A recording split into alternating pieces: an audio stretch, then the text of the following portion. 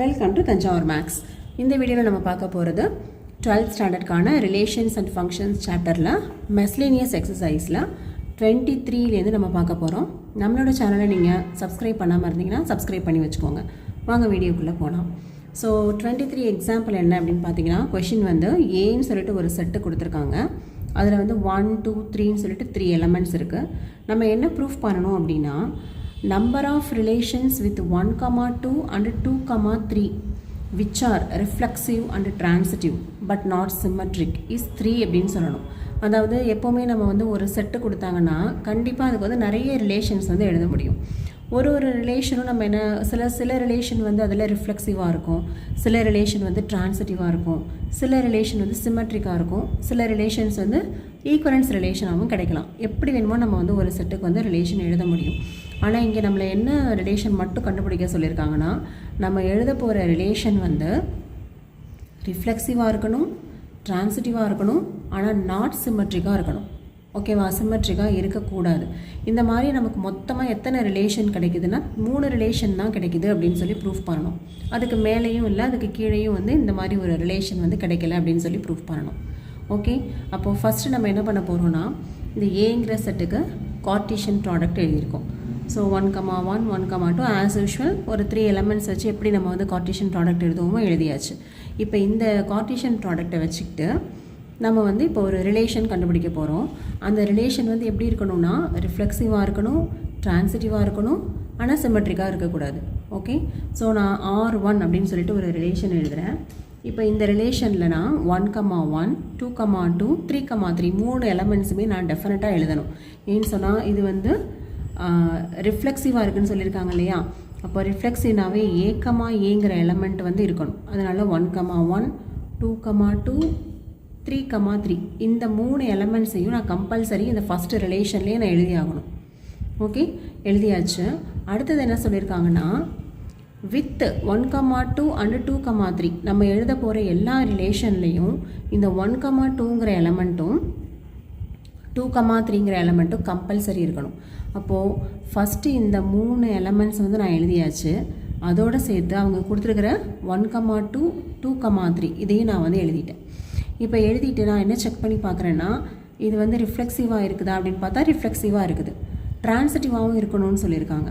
So இப்போ இதில் 1, 2ங்கிற element இருக்குது, 2, 3ங்கிற எலமெண்ட் இருக்குது.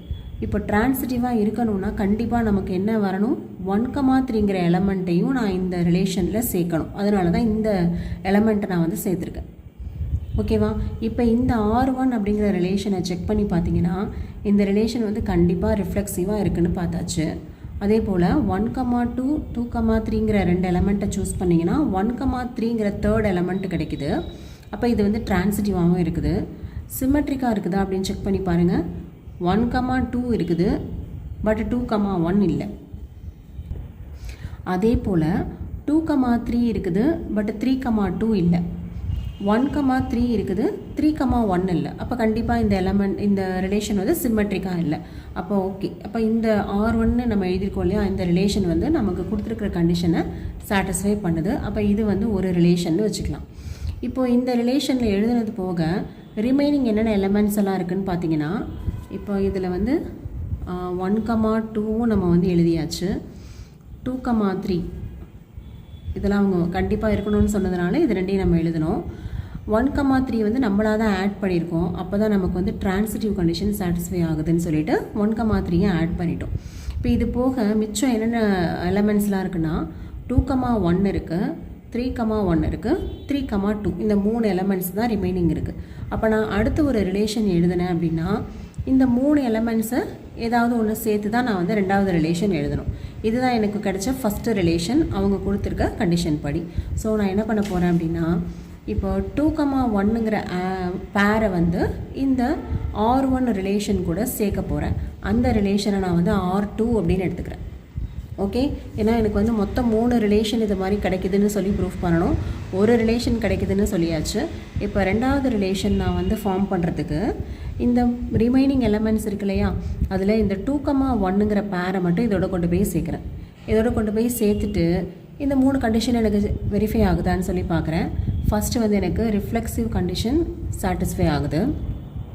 நெக்ஸ்ட்டு 1,2வும் 2,3யும் இருந்ததுன்னா 1,3 இருக்குது. ஓகே, அப்போ ட்ரான்சிட்டிவ் கண்டிஷன் வெரிஃபை ஆகிடுச்சு. அதே போல் 2,1ம் 1,2வும் எடுத்துக்கிட்டிங்கன்னா 2,2ங்கிற எலமெண்ட்டும் இருக்குது. அப்போது ட்ரான்சிட்டிவ் கண்டிஷன் வெரிஃபை ஆகுது. பட் என்னவா இருக்கக்கூடாது, சிம்மெட்ரிக்காக இருக்கக்கூடாது.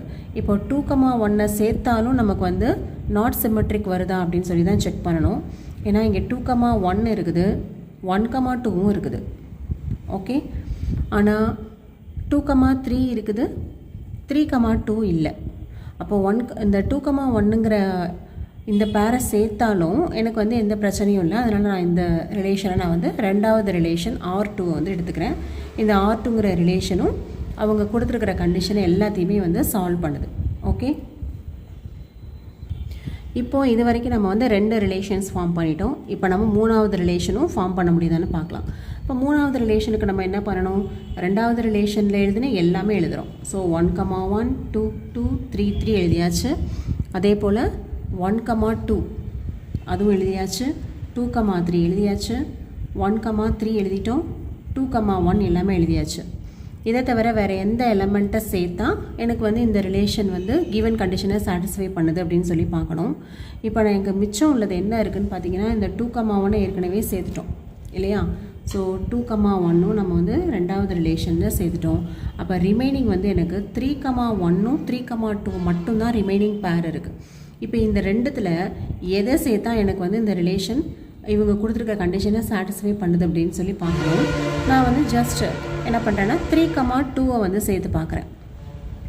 ஓகே, 3,2 சேர்த்து பார்த்தீங்கன்னா இப்போது ரிஃப்ளெக்சிவாகவும் இருக்குது.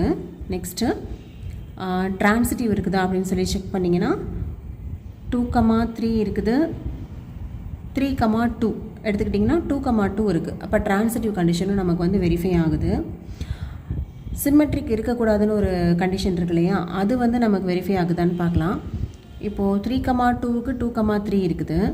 பட் அதே போல் 2,1 எடுத்திங்கன்னா 1,2 இருக்குது, 1,3 இருக்குது. ஆனால் 3,1ங்கிற எலமெண்ட் வந்து இங்கே இல்லை. அப்போது இந்த 3,1ங்கிற எலமெண்ட்டுக்கு சிம்மெட்ரிக் ரிலேஷன் வந்து வரமாட்டேங்குது இல்லையா. எல்லா எலமெண்ட்ஸுக்குமே இருந்தால் தான் நம்ம வந்து சிம்மெட்ரிக்னு சொல்லுவோம். அப்போ தாராளமாக இந்த 3,2ங்கிற எலமெண்ட்டை நான் வந்து 3வது ரிலேஷனில் சேர்த்துக்கலாம். ஓகே, ஸோ இப்படி சேர்த்தேன் அப்படின்னு சொன்னால் R3ங்கிற ரிலேஷன் வந்து ரிஃப்ளெக்சிவ், ட்ரான்சிட்டிவ், நாட் சிம்மெட்ரிக் அப்படிங்கிற கண்டிஷனை வந்து ஃபுல்லாகவே சாட்டிஸ்ஃபை பண்ணுது. சப்போஸ் இந்த 3,2வை சேர்க்காம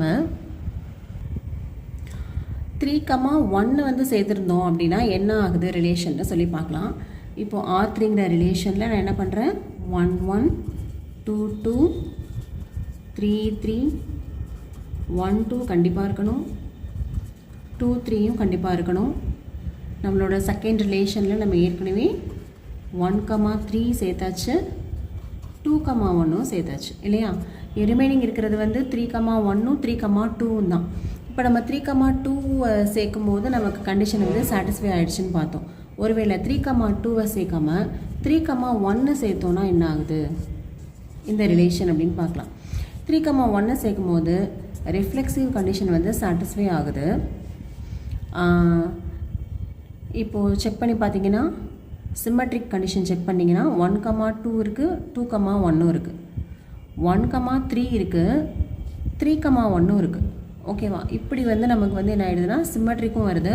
அதே போல் ட்ரான்சிட்டிவ் கண்டிஷன் செக் பண்ணோன்னா 1,2 அண்டு 2,1 எடுத்துட்டா 1,1 வருது, 1,2 அண்டு 2,3 எடுக்கும்போது 1,3 வருது, 3,1 அண்ட் 1,2 எடுக்கும்போது 3,2ங்கிற எலமெண்ட் வந்து இங்கே இல்லை. அப்படின்னா நமக்கு வந்து ட்ரான்சிட்டிவ் கண்டிஷன் வந்து ப்ராப்ளம் ஆகுது.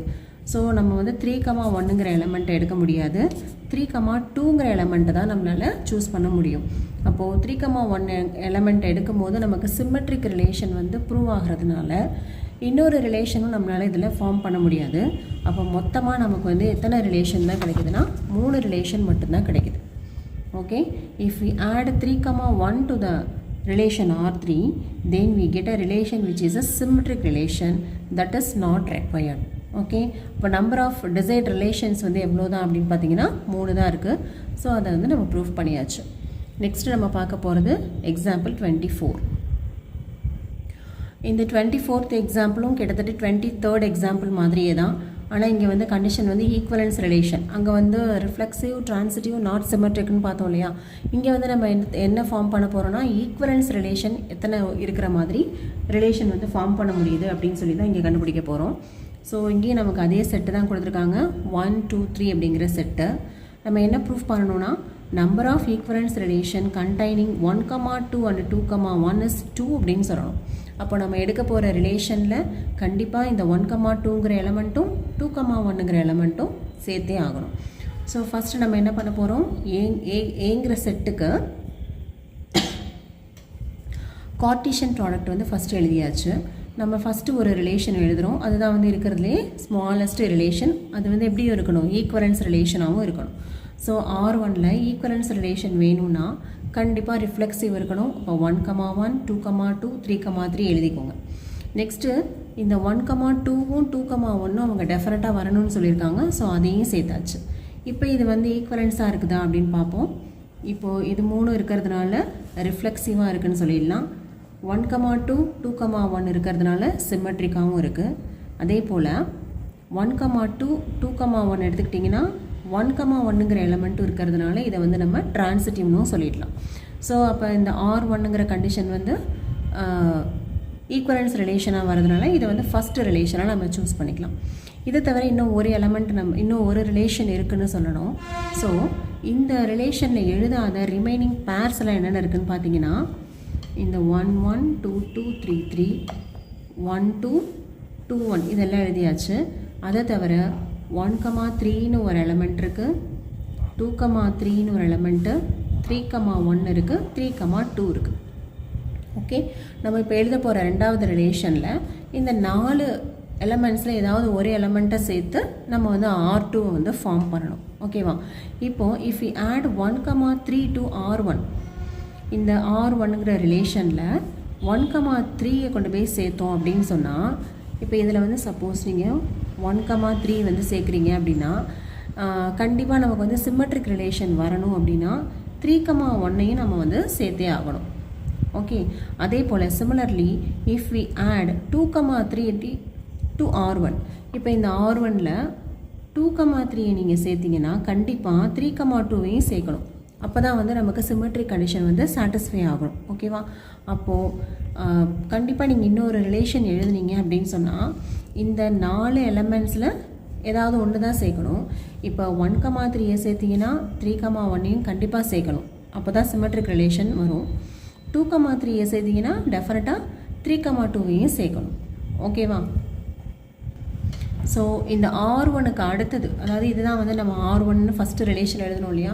இந்த ரிலேஷனுக்கு அடுத்தது வேறு ஒரு ரிலேஷன் நீங்கள் எந்த ரிலேஷன் எழுதினாலும், அதாவது 1,1 வரும், 2,2 3,3 1 2 2 1 இதெல்லாம் நம்ம ஏற்கனவே வந்து R1ல் சேர்த்துட்டோம்.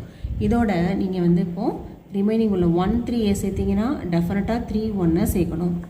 அதுவே 2 3ஐ சேர்த்திங்கன்னா கண்டிப்பாக 3 2ஐ சேர்க்கணும். ஓகேவா? இப்போ இந்த ரிலேஷன் வந்து என்ன ரிலேஷன் பார்த்தீங்கன்னா இது வந்து ஒரு யூனிவர்சல் ரிலேஷன்.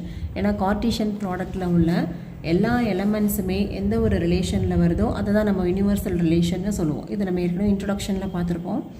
அப்போது கண்டிப்பாக நமக்கு ரெண்டாவது ரிலேஷன் எழுதும் போதே அது யூனிவர்சல் ரிலேஷனாக கிடச்சிருச்சு. அப்படிங்கும்போது மூணாவதாக இன்னொரு ரிலேஷன் நம்மளால் எழுதவே முடியாது. இதுதான் நமக்கு கிடைக்கிற மேக்ஸிமம் ரிலேஷன், பிக்கஸ்ட் ரிலேஷன். அப்போது ஈக்குவலன்ஸ் கண்டிஷனை ப்ரூஃப் பண்ணுற மாதிரி நம்மளால் எத்தனை ரிலேஷன் எழுத முடியுதுன்னா 2 ரிலேஷன் தான் எழுத முடியுது. ஓகேவா?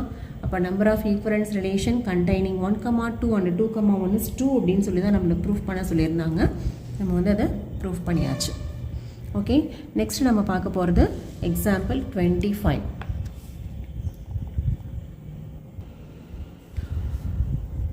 இந்த எக்ஸாம்பிளில் நமக்கு என்ன கொஷின் கொடுத்துருக்காங்கன்னா ஐடென்டிட்டி ஃபங்க்ஷன் ஒன்று கொடுத்துருக்காங்க. நேச்சுரல் நம்பர்ஸ்லேருந்து நேச்சுரல் நம்பர்ஸுக்கு IN of x equal to எக்ஸ்ன்னு சொல்லி டிஃபைன் பண்ணியிருக்காங்க. இந்த ஃபங்க்ஷன் வந்து நமக்கு on2 அப்படின்னு அவங்களே கொடுத்துட்டாங்க. நம்ம என்ன ப்ரூஃப் பண்ணணும்னா in ப்ளஸ் in அப்படின்னு சொல்லிட்டு இன்னொரு ஃபங்க்ஷன் ஒன்று டிஃபைன் பண்ணுறாங்க. அதுவும் வந்து நேச்சுரல் நம்பர்ஸ்லேருந்து நேச்சுரல் நம்பர்ஸ்க்கு டிஃபைன் பண்ணியிருக்காங்க. இதை எப்படி டிஃபைன் பண்ணியிருக்காங்க அப்படின்னா in plus in of x equal to 2x அப்படின்னு சொல்லி டிஃபைன் பண்ணியிருக்காங்க. இந்த ஃபங்க்ஷன் வந்து ஆன் டூ கிடையாது அப்படின்னு சொல்லணும். ஓகே, இப்போது ஆன் டூ கிடையாது அப்படின்னா நம்ம என்ன சொல்ல போகிறோம், கோடொமைனில் உள்ள ஏதோ ஒரு எலமெண்ட்டுக்கு இமேஜ் இல்லை அப்படின்னு சொல்லிட்டு ப்ரீ இமேஜ் இல்லை அப்படின்னு சொல்லிட்டாவே வந்து நாட் ஆன் டூ அப்படின்னு சொல்லிடலாம். மீன்ஸ் சொன்னால் கோடொமைனில் உள்ள எல்லா எலமெண்ட்ஸுக்கும் ப்ரீ இமேஜ் இருந்தால் தான் அந்த ஃபங்க்ஷனை நம்ம வந்து ஆன் டு ஃபங்க்ஷன்னு சொல்லுவோம். இப்போ இது வந்து நாட் ஆன் டுன்னு ப்ரூஃப் பண்ண சொல்லியிருக்காங்க. இப்போ நம்ம இந்த கோடொமைனில் ஏதாவது ஒரு எலமெண்ட்டை எடுத்துக்கிட்டு அந்த எலமெண்ட்டுக்கு இங்கே ப்ரீ இமேஜே இல்லைன்னு சொல்லிட்டோம்னா போதும். ஸோ ஃபஸ்ட்டு நம்ம என்ன பண்ணுவோம், இந்த மேப்பிங்கை வந்து ஃபார்ம் பண்ணுவோம். நமக்கு இங்கே மேப்பிங் வந்து என்ன கொடுத்துருக்காங்க, என்லேருந்து எண்ணுக்கு தான் மேப்பிங் கொடுத்துருக்காங்க. So set of all natural நம்பர்ஸ்லேருந்து செட் ஆஃப் ஆல் நேச்சுரல் நம்பர்ஸ்க்கே நம்ம வந்து மேப்பிங் ஃபார்ம் பண்ணுறோம். அப்போது இங்கே உள்ள எலமெண்ட்ஸில் என்ன இருக்கும், 1 2 3 4 எக்ஸெட்ரா. அதே போல் இங்கேயும் வந்து 1 2 3 4 எக்ஸெட்ரா. இப்படி தான் நம்மளோட எலமெண்ட்ஸ் எல்லாம் இருக்கும். இப்போ இந்த ஃபங்க்ஷன் படி நமக்கு f of x equal to 2xன்னு கிடைக்குது. ஓகேவா, ஏன்னா வந்து in ப்ளஸ் in ஆஃப் எக்ஸுங்கிறது தான் நம்ம என்னென்னு சொல்லுவோம், எப்போவுமே எஃப் ஆஃப் எக்ஸ்ன்னு சொல்லுவோம் இல்லையா. எஃப் ஆஃப் எக்ஸோட வேல்யூ வந்து எப்போவுமே நமக்கு என்னவாக இருக்குதுன்னா 2xன்னு கிடைக்குது.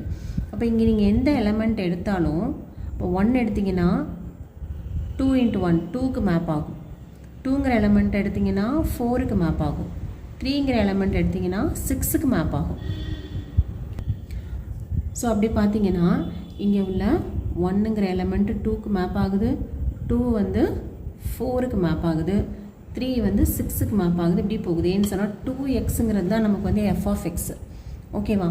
ஸோ கண்டிப்பாக இங்கே உள்ள ஈவன் நம்பர்ஸ் மட்டும்தான் வந்து மேப்பிங்கில் வருதே தவிர இந்த ஆட் நம்பர்ஸ்லாம் எப்படி இருக்குன்னா வந்து மேப்பிங்கில் வரவே இல்லை. ஸோ இங்கே உள்ள ஆட் நம்பருக்கு இங்கே எனக்கு ப்ரீ இமேஜே இல்லை. அதுதான் நம்ம இப்போ வந்து தியரட்டிக்கலாக சொல்ல போகிறோம். we can find an element 3 in the codomain n. இந்த கோடொமைனில் 3ங்கிற ஒரு எலமெண்ட்டை நீங்கள் சூஸ் பண்ணிங்க அப்படின்னு சொன்னால் such that there does not exist any x in the domain. இந்த 3யோட மேப் ஆகிற மாதிரி எந்த ஒரு எலமெண்ட்டுமே எனக்கு இந்த டொமைனில் இல்லை. Okay, with in plus in of x equal to 2x equal to 3 அப்படின்னு சொல்லி டெஃபினட்டாக கிடைக்கவே வாய்ப்பே கிடையாது. அப்போது f of x is not equal to 3. நமக்கு ஆன் டூவோட கண்டிஷன் என்னது, f of x equal to y அப்படிங்கிறது தான் வந்து ஆன் டூவோட கண்டிஷன். பட் இங்கே எனக்கு f of x is not equal to 3 அப்படின்னு வந்துட்டதுனால 3ங்கிற எலமெண்ட்டுக்கு ப்ரீ இமேஜே இல்லை. So we can say this f is not onto, அதாவது in plus in is not onto அப்படின்னு சொல்லி ப்ரூவ் பண்ணியாச்சு. நெக்ஸ்ட்டு நம்ம பார்க்க போகிறது எக்ஸாம்பிள் 26. ஸோ இதில் என்ன நம்ம ப்ரூஃப் பண்ணணும் அப்படின்னு சொன்னால் எஃப் ஜின்னு சொல்லிட்டு 2 ஃபங்க்ஷன்ஸ் கொடுத்துருக்காங்க. 0,π/2லேருந்து செட் ஆஃப் ஆல் ரியல் நம்பர்ஸ்க்கு போகுது. அதில் எஃப் ஆஃப் எக்ஸை வந்து சைன் எக்ஸ்னு டிஃபைன் பண்ணியிருக்காங்க, ஜி ஆஃப் எக்ஸை வந்து காஸ் எக்ஸ்னு டிஃபைன் பண்ணியிருக்காங்க. ஓகே, நம்ம என்ன ப்ரூஃப் பண்ணணும் அப்படின்னா எஃப்பும் ஜியும் 1 to 1 இருக்குன்னு ப்ரூஃப் பண்ணணும். ஆனால் எஃப் ப்ளஸ் ஜி வந்து 1 to 1 கிடையாதுன்னு சொல்லி ப்ரூஃப் பண்ணணும். ஸோ ஃபஸ்ட்டு நம்ம வந்து எஃப்பும் ஜியும் 1 to 1 இருக்குன்னு சொல்லி ப்ரூஃப் பண்ணிடலாம். அதுக்கு நம்ம ஜென்ரலாக எப்போதுமே எப்படி ப்ரூஃப் பண்ணுவோம், 1 to 1 கண்டிஷனுக்கு f of x1 equal to f of x2, இதான் நம்ம ஜென்ரலாக எடுக்கிற கண்டிஷன் வந்து இப்படி தான் எடுப்போம். F of x1 equal to f of x2 அப்படின்னு சொல்லி எடுத்துக்கிட்டு x1 ஈக்குவல் டு x2 அப்படின்னு சொல்லி ப்ரூஃப் பண்ணியிருப்போம். இதுதான் வந்து 1 to 1க்கு நம்ம ஜென்ரலாக ப்ரூஃப் பண்ணுற மெத்தடு. இதுலேயே இன்னும் செகண்ட் மெத்தட் ஒன்று பார்த்துருப்போம். என்னென்னா x1 நாட் ஈக்குவல் டு x2ன்னு எடுத்துக்கிட்டு f of x1 is not equal to f of x2 அப்படின்னு சொல்லியிருப்போம். ஸோ ரெண்டுமே நம்ம வந்து 1 to 1க்கு ப்ரூஃப் பண்ணலாம். இதுக்கு நம்ம தனியாகவே ஒரு வீடியோ போட்டிருக்கோம். 1 to 1 ஆன் டு 1 எந்த ஒரு ஃபங்க்ஷனுக்கு எப்படி ப்ரூஃப் பண்ணுறது அப்படின்னு சொல்லிட்டு ஒரு வீடியோவே போட்டிருக்கோம். உங்களுக்கு அந்த ப்ரூஃப் பண்ணுற மெத்தட் தெரியலைன்னு சொன்னால் நீங்கள் அந்த வீடியோவை ரெஃபர் பண்ணி பாருங்கள். ஸோ இங்கே நான் எடுத்துக்க போகிறது இந்த செகண்ட் மெத்தடை தான் எடுத்துக்க போகிறேன். அதாவது x1 நாட் ஈக்குவல் டு x2ன்னு எடுத்துக்கிட்டு f of x1 is not equal to f of x2ன்னு சொல்லி ப்ரூஃப் பண்ண போகிறேன். அதுலேருந்து நம்ம 1 to 1 கண்டிஷனை ப்ரூஃப் பண்ணிடலாம். ஸோ ஃபஸ்ட்டு நான் எஃப்ங்கிற ஃபங்க்ஷனுக்கு எடுக்கிறேன் x1 not equal to x2. அப்போது ரெண்டு பக்கம் வந்து சைன் அப்ளை பண்ணுங்கள். அப்போ sine x1 is not equal to sine x2 அப்படின்னு கிடைக்கும். ஏற்கனவே எனக்கு சைன் எக்ஸுங்கிறது என்னது எஃப் ஆஃப் எக்ஸ்ன்னு சொல்லியிருக்காங்களா. அப்போ f of x1 is not equal to f of x2. So இதுலேருந்து எஃப் இஸ் 1 to 1 அப்படின்னு சொல்லிடலாம். இதே போல் g இஸ் 1 to 1 ப்ரூஃப் பண்ணுறதுக்கு x1 not equal to x2 எடுங்க. ரெண்டு பக்கமும் வந்து cos அப்ளை பண்ணுங்கள். நமக்கு கிவன் கண்டிஷன்லேருந்து g of x equal to cos xன்னு சொல்லியிருக்காங்களா? அப்போ இது வந்து g of x1 is not equal to g of x1 வந்துடும். ஸோ எஃப்பும் 1-to-1ன்னு ப்ரூஃப் பண்ணியாச்சு, ஜியும் 1-to-1 அப்படின்னு சொல்லி ப்ரூஃப் பண்ணியாச்சு. இப்போ அடுத்து நம்ம என்ன சொல்லணும்னா f ப்ளஸ் g வந்து நாட் 1-to-1 அப்படின்னு சொல்லணும். இப்போது f ப்ளஸ் ஜிங்கிற மேப்பிங் வந்து எதுலேருந்து எதுக்கு போகுதுன்னு பார்க்கலாம். எஃப்பும் ஜியும் வந்து 0லேருந்து π/2க்கு தான் மேப்பிங் போகுதுன்னா கண்டிப்பாக f ப்ளஸ் ஜியும் 0லேருந்து π/2 0,π/2லேருந்து ஆருக்கு தான் வந்து மேப்பிங் இருக்கும். ஸோ f ப்ளஸ் ஜி அப்படிங்கிற மேப்பிங்கை ஃபஸ்ட்டு நம்ம டிஃபைன் பண்ணிக்கலாம். From 0,π/2 to set of all real numbers. Okay, இப்போ ஜென்ரலாக மேப்பிங் வந்து இப்படி தான் இருக்க போகுது. நமக்கு டொமைனில் வந்து என்ன இருக்குன்னா 0லேருந்து π/2, அதாவது 0லேருந்து 90 டிகிரி வரைக்கும் வேல்யூஸ் இருக்கும். கோடொமைனில் வந்து set of all real numbers எல்லாமே இருக்கும். இங்கே நமக்கு வந்து எல்லாமே நம்ம எழுதணுன்ற அவசியம் கிடையாது. 0 அண்டு π/2 மட்டும் நம்ம வந்து வெரிஃபை பண்ணால் போதும். இப்போ இந்த ஃபங்க்ஷன், இந்த f ப்ளஸ் ஜிங்கிற ஃபங்க்ஷன் வந்து 1-to-1 இல்லை அப்படின்னு சொல்லணும். ஓகேவா? 1-to-1 இருந்ததுன்னா எப்படி இருக்கும்? இங்கே உள்ள, அதாவது டொமைனில் உள்ள ஒவ்வொரு எலமெண்ட்டுக்கும் டிஸ்டிங்க்ட் இமேஜஸ் இருக்கும். அப்போ 1-to-1 இல்லை அப்படின்னா இங்கே உள்ள ஏதோ 2 எலமெண்ட்டுக்கு ஒரே இமேஜ் கிடச்சிருச்சு அப்படின்னாவே இது வந்து 1-to-1 இல்லை அப்படின்னு சொல்லிடலாம். ஸோ இப்போ நான் என்ன கண்டுபிடிக்க போகிறேன்னா, இந்த f ப்ளஸ் ஜிங்கிற ஃபங்க்ஷனை தான் நான் இப்போ 1-to-1 இல்லைன்னு ப்ரூஃப் பண்ணணும். அதனால் f ப்ளஸ் ஜி ஆஃப் 0 வந்து ஃபஸ்ட்டு கண்டுபிடிக்கிறேன். ஓகே, இந்த 0ங்கிற எலமெண்ட்டுக்கு இமேஜ் கண்டுபிடிக்கிறேன். அடுத்து π/2ங்கிற எலமெண்ட்டுக்கும் இமேஜ் வந்து கண்டுபிடிக்க போகிறேன். So f plus g of 0 எப்படி எழுதலாம்? f of 0 plus g of 0ன்னு எழுதலாம். எஃபோட ஃபங்க்ஷன் படி என்னென்னா f ஆஃப் 0வை sin 0ன்னு எழுதிக்கலாம். ஜியோட டெஃபினேஷன் படி g ஆஃப் 0வை cos 0ன்னு எழுதலாம். ஏன்னா அவங்க கொடுத்துருந்த கண்டிஷன் வந்து அதானே கொடுத்துருந்தாங்க. f of x equal to sin x, g of x equal to cos xன்னு சொல்லியிருந்தாங்க. ஸோ அதை யூஸ் பண்ணி sin 0 ப்ளஸ் cos 0 அப்படின்னு கிடைக்குது. நமக்கு sin 0ஓட வேல்யூ 0ன்னு தெரியும், cos 0ஓட வேல்யூ 1 அப்படின்னு தெரியும். அப்போது f ப்ளஸ் g ஆஃப் 0 வந்து 1ன்னு கிடைக்குது. அதாவது f ப்ளஸ் ஜிங்கிற ஃபங்க்ஷனில் 0ஓட இமேஜ் வந்து எனக்கு 1ன்னு கிடச்சிருச்சு. 0 வந்து 1க்கு மேப் ஆகிருக்கு. ஓகே, நெக்ஸ்ட்டு நான் என்ன பண்ண போகிறேன்னா, π/2க்கு இந்த f ப்ளஸ் ஜிக்கு இமேஜ் என்ன கிடைக்குதுன்னு பார்க்க போகிறேன். ஸோ செகண்ட் நான் என்ன கண்டுபிடிக்கிறேன்னா, f ப்ளஸ் ஜி ஆஃப் π/2 எடுத்துக்கிறேன். அப்போது f of π/2 plus g of π/2ன்னு எழுதலாம். fங்கிற ஃபங்க்ஷனுக்கு சைன் அப்ளை பண்ணுங்கள், ஜிங்கிற ஃபங்க்ஷனுக்கு காஸ் அப்ளை பண்ணுங்கள். அதுதான் வந்து நமக்கு கிவன் கண்டிஷன். ஸோ sin 90 டிகிரியோட வேல்யூ 1ன்னு தெரியும், cos 90 டிகிரியோட வேல்யூ 0ன்னு தெரியும். 1 ப்ளஸ் 0 வந்து 1ன்னு கிடைக்குது. ஓகே, இப்போ இந்த ஃபங்க்ஷனில், இந்த f ப்ளஸ் ஜி அப்படிங்கிற ஃபங்க்ஷனில் π/2க்கும் எனக்கு என்ன இமேஜ் தான் கிடைக்குதுன்னு பார்த்தீங்கன்னா 1ன்னு தான் கிடைக்குது. ஓகே, ஸோ இந்த f ப்ளஸ் ஜிங்கிற ஃபங்க்ஷனில் 0, π/2 இந்த 2 எலமெண்ட்டுக்குமே எனக்கு சேம் இமேஜ் கிடைக்கிறதுனால இந்த ஃபங்க்ஷன் f ப்ளஸ் ஜி அப்படிங்கிறது வந்து 1-to-1 கிடையாது. ஓகே, ஸோ அதை ரிப்போர்ட் வந்து நம்ம எப்படி எழுதுகிறோன்னா, distinct elements in the domain has the same images. So f plus G is not 1-to-1 அப்படின்னு சொல்லி ப்ரூஃப் பண்ணியாச்சு. இதோட மெஸ்லீனியஸ் எக்ஸாம்பிள்ஸ் எல்லாமே வந்து கம்ப்ளீட் ஆகிடுச்சு. நம்மளோட நெக்ஸ்ட் வீடியோவில் மெஸ்லீனியஸ் எக்ஸசைஸ் சம்ஸ் வந்து சொல்யூஷன் பார்க்கலாம். நம்ம சேனல் உங்களுக்கு பிடிச்சிருந்ததுன்னா லைக் பண்ணுங்கள், ஷேர் பண்ணுங்கள். தேங்க்யூ ஃபார் வாட்சிங்.